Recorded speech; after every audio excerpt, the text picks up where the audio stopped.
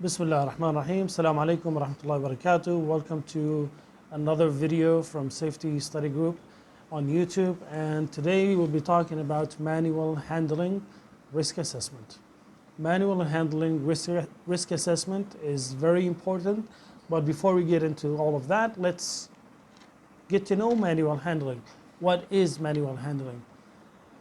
Basically, it is any job that requires your bodily force, where you have to lift things, lower things, push things, pull things, twist your body, and any task that requires repetitive motion. This is all manual handling. Okay, manual handling and ergonomics kind of, cross roads at some point, but now we'll only talk about manual handling. That is it. Okay? Now we're done with the definition. Let's see what kind of injuries we may suffer from working incorrectly in manual handling. So basically, there are some external injuries and internal injuries. External injuries, they're ones that we will have on the outside of our body, and internals are the ones that we may have on the inside of our body. So on the outside, you may cut yourself, burn yourself, get electrocuted or electrical shock, bruises, contusions, stuff like that. These are the external injuries that you may have. But if you work unsafely in any job that requires some manual handling techniques, you may twist your ankle, hurt your spine, which is really, really bad. I do not recommend. Hurt your back, you have prolapsed discs. It is very, very dangerous and is also one of the main causes for MSDs. That's the musculoskeletal disorders, and that is very big in IG2. So, work-related upper limb disorders also involves, ergonomics and manual handling. So, work-related upper limb disorder basically discusses any injuries or pains associated with your joints, associated with your spine, skeleton. So, where do you have joints in your body? Neck, shoulders, elbows, wrists, knees, thighs, feet. Wherever you have a connection between two parts of your body, that is a joint. And you may suffer MSDs, musculoskeletal disorders, or work-related upper limb disorders because of manual handling and ergonomics. So in order for us to avoid all of these, let's see some useful tips. Before anything, before attempting to do the task, see if you can do without doing the task. Do you have to do the task? Let's avoid it. Yeah, we have to. Okay, bummer. What do we do now? Use a forklift. Use a crane. Use a trolley. No, we don't have that either. We don't have a crane, no forklift, no trolley, nothing to use. Okay.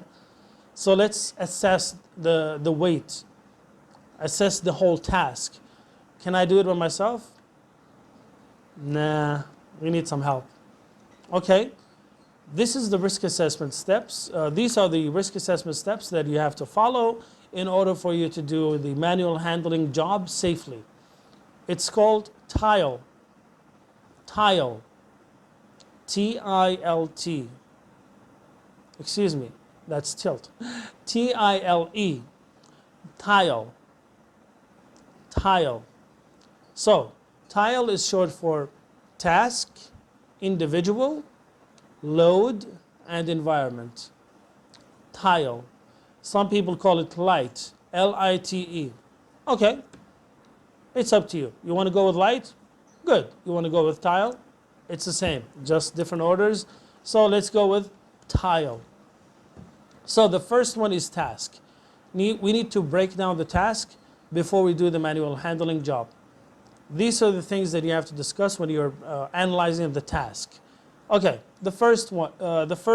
Does it involve you carrying the load away from your body? If it does, don't do it. See if you can get it while it's closer to your body. Okay?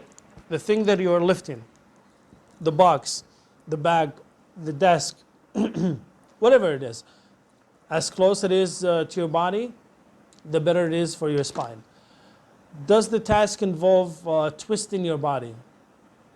Twisting your body. Okay, so for example, if you're using a shovel, yeah, it does involve twisting your body. This is bad. Now, imagine doing this for a long time if you're a farmer or if you're working in a place where they have to dig. Now, if you're working in a factory, okay, you're taking something, put it here. Taking something, put it here. Taking something, put it here. This is twisting.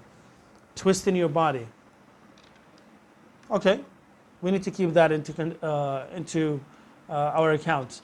Now, does it involve reaching upwards? Meaning, if I need to get something and it's really, really high, I cannot reach it, I'm struggling. You need to consider having a ladder, having a scissor lift, having something there before that thing that I'm trying to reach for falls on me or on you or on the person that is going to be doing the job. Excuse me. Does the task involve the worker to carry this load and go vertically for a long distance? Meaning, do they have to go to the second floor, third floor? Do they have to, okay, because now if you give me a box of papers to take to the print room, I have to go from this room to 3 rooms over. Okay, that's easy for me, yeah, okay. But if you tell me take these 2 boxes and go to the 6th floor, but the elevator is broken, now, this is dangerous. It's dangerous, and we should think about it. This is the vertical movement. Vertical movement. Now, does it involve you going horizontally for a long distance? Meaning, do I have to take this box of papers from this area, let's say 1 kilometer away? Now, even though the load is not that heavy, the distance will make it heavy. So we need to keep that in mind when we are doing the risk assessment. These are the things that I'm talking about for the risk assessment. So we need to keep these things in mind. Okay. Now, is the job does the job involve a lot of heavy pulling and pushing? Do I have to push something or pull it for a long distance? Okay, if it's a desk and we are 4 people, we need to move it from here to 10 meters over. All right, I mean, each of us grabs a corner and we take it, no problem, if it's not too heavy. So, but if it's a big desk and it's only 1 person, no, you can't have that. This is a teamwork. You need to have 2 people equal in size, they're almost similar in size and body built, and one of them has to be the leader. Okay, 1, 2, 3, you lift. Okay, they have to decide: do we lift? Do we pull? Do we push? They have to decide on that before they start the job. Okay, because if I'm pulling and he is lifting, or if I'm lifting and he's pushing, there's going to be an injury. Okay, we don't want that. So, team lift is appropriate here after they have the communication and cooperation with them. Now, let's say I have to take this box from here, and by the way, I'm saying a box, but maybe it's a refrigerator, maybe it's a bag, maybe it's a container, maybe it's a barrel, maybe it's a can, maybe it's something else, maybe it's a TV, maybe it's an AC unit, whatever. Okay, the load, let's call it the load. Okay, so I have to take this load from point A to point B. Okay, that's not too bad. No, you have to do it all day long. What? Yeah, you have to do it all day long. Take it from here to here, here to here, here to here, here to here. That's not the same load, obviously. We have, I have to take it from here to there. Another one here to there. This also should be taken into account, and that is exactly why it shouldn't be done manually. We need to use a pickup truck. Even in pickup truck, there's going to be some manual handling. Oh, here, take, here, take, here, take, and the other guy is going to have to, arrange it. So, these are the risks or hazards associated with manual handling. Okay, hazard is whatever has the potential to cause you harm, and risk, okay, in easy terms, risk is the likelihood of that hazard causing you harm. We don't want to go into likelihood, severity, and multiplication, whatever. So, repetitive handling, we just mentioned that. Now, we have to load this pickup truck, and we have 1 hour, but the items are too many. This means we will not have to, we will not have any time to rest. And that is bad for us, for our spine, for our back. That is really, really bad, especially now that we have to do it over and over and over and over and over. Now, some other companies, they say, do the work, don't stop, let's go, let's go, let's go. And if you say, sir, we need to rest, just give us 5 minutes. 5 minutes? No 5 minutes. If you want to rest for 5 minutes, there are hundreds of workers I can bring. Now, this poor worker, what is he going to do? He's going to have to work because he wants to feed his family, right? So this bad supervisor is taking advantage of that. Moving on. Individual. Each of us has capabilities and limitations.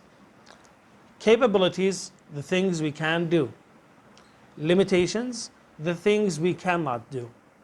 For example, okay, I'm an average height, average weight. Okay, let's say I can do certain things. But other things I cannot do. If somebody, is 6 foot tall or something, or 7 feet tall, or 6'5", or 6'11", whatever, this person can reach higher places than I can. So there are tasks he or she can do that I cannot. But there are also tasks that I can do and they cannot. So when you are assessing the whole operation, like we said, the task, we just talked about it, we analyzed it, we broke it down. Now the individual, okay? Is this job good for a male or female? There is no misogyny here. I'm not being misogynistic or anything. I'm just trying to explain things that there are some things physically that a man can do and a woman cannot. There are some jobs that some men can do and a lot of men can't, okay? So, is the person right for the job? You have to think if he's a man or she's a woman. You have to think, is the person old? Is he young? Is he too young? Do they have experience in this field? Have they done this job before? Have they, had any success in the past? All these things you need to consider. Now, are they too tall for the job? Are they too short for the job? Or are they just right? What are they? We need to choose the right person for the right job. Okay? Also, the person. Will this job harm the person? I mean, obviously you have to think of all people if there are harm or anything. But let's be realistic. You cannot ask a 65-year-old man or a 55-year-old man to carry boxes from point A to point B when you have a 25-year-old person sitting, drinking coffee and smoking cigarettes, right? I mean, morally, that is not acceptable.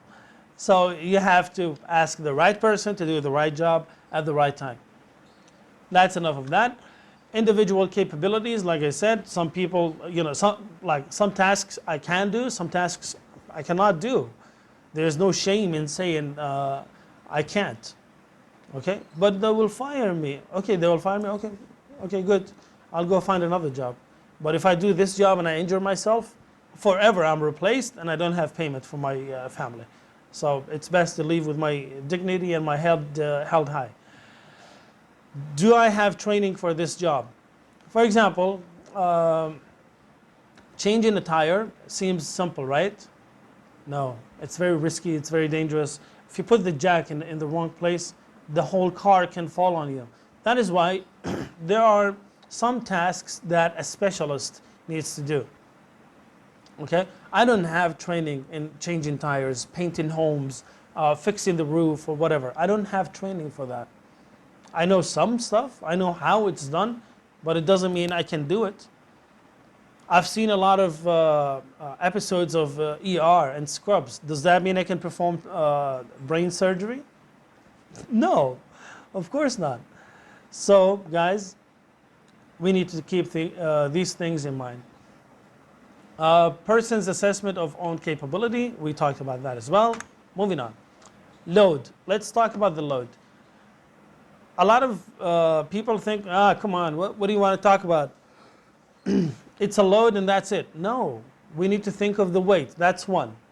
The weight. How much is it? Let's use kilograms, not pounds. Okay? So kilograms. Okay, it's 20 kilograms. All right, okay, 20 kilograms, that's fine. I can move 20 kilograms and lift it and move it away. No, you have to do it all day. No, come on, man. All day long, 20 kilograms and by myself? No, there has to be something done. We can use a forklift crane, or we delay the job from today until tomorrow. If we can't, then we bring in enough people to assist. So, the weight. If the weight exceeds my limitations, I will not lift it. When you're doing the risk assessment for your workers, you need to be reasonable. If the weight is too much for one person or three people or two people, use mechanical aids to do the job.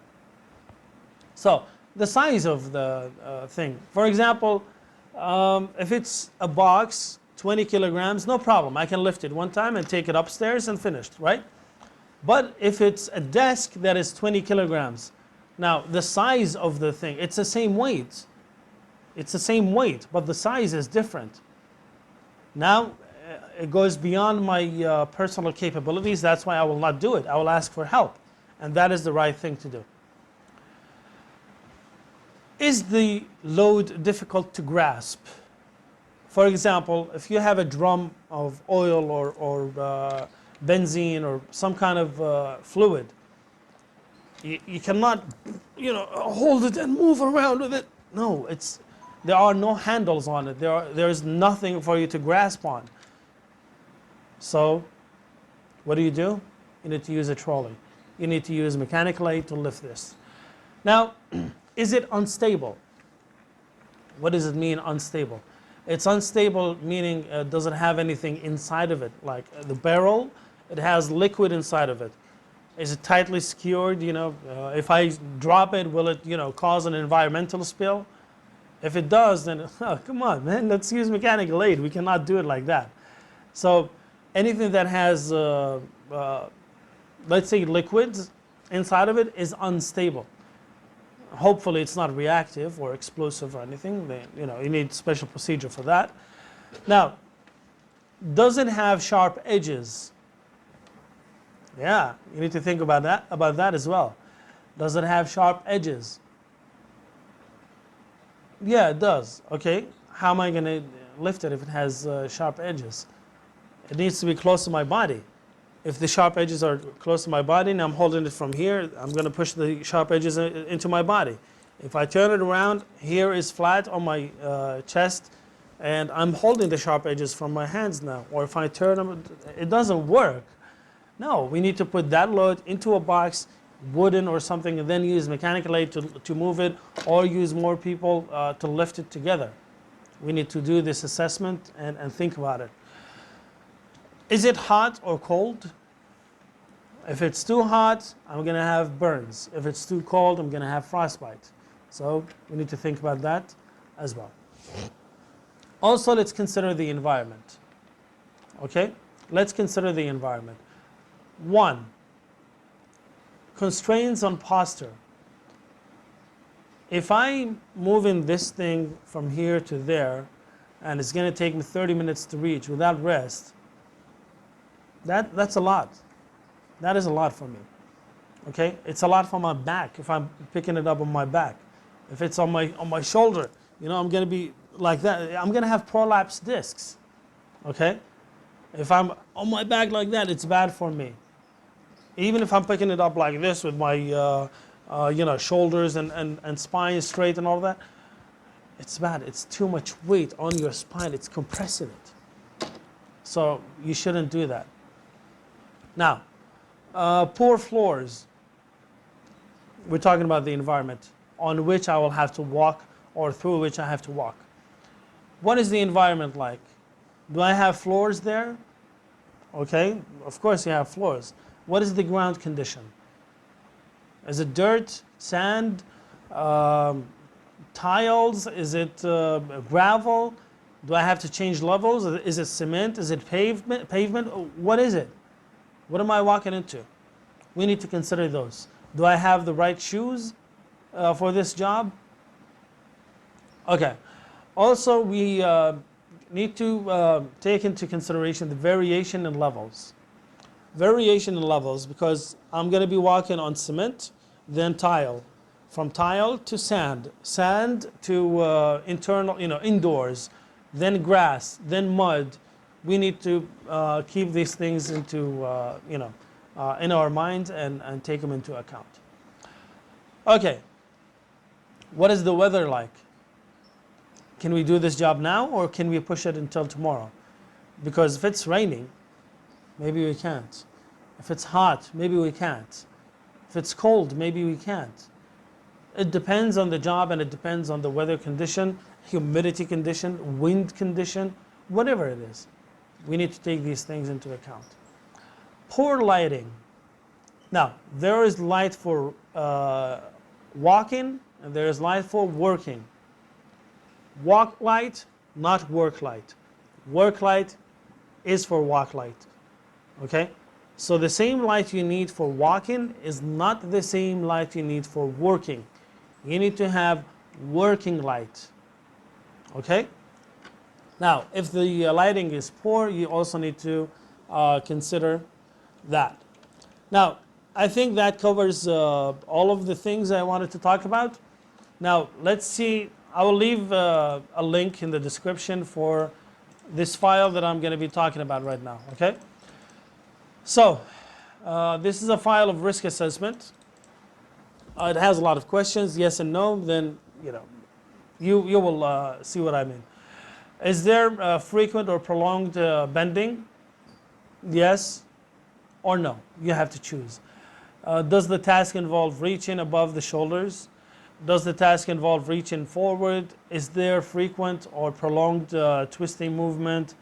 Are awkward postures being used? You have the task here. You have the job design. You have the loads, and you have the controls. Just go through the document. It's really good, and I hope you enjoyed this video. If it wasn't too boring, I hope it was beneficial to you. Mention in the comments if I forgot something, or tell me in the comments if you've had any manual handling difficulties in the past or in your job. How would you like this video to be in the future, or is there any idea in your mind that you want me to work on? Any topic that you would like me to explain? Let me know in the comments, or join our Telegram group, our Facebook page.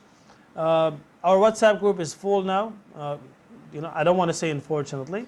It's a good thing. We have now moved the conversation from WhatsApp to Telegram, because Telegram allows us to have 200,000 group members, whereas WhatsApp only allows us to have 257. Come on, guys. So, of course, we had to switch to Telegram. Now the conversation is active there. And join us, invite your friends, share this video, like it, comment on it, subscribe. Do whatever you want. Hopefully it wasn't too boring.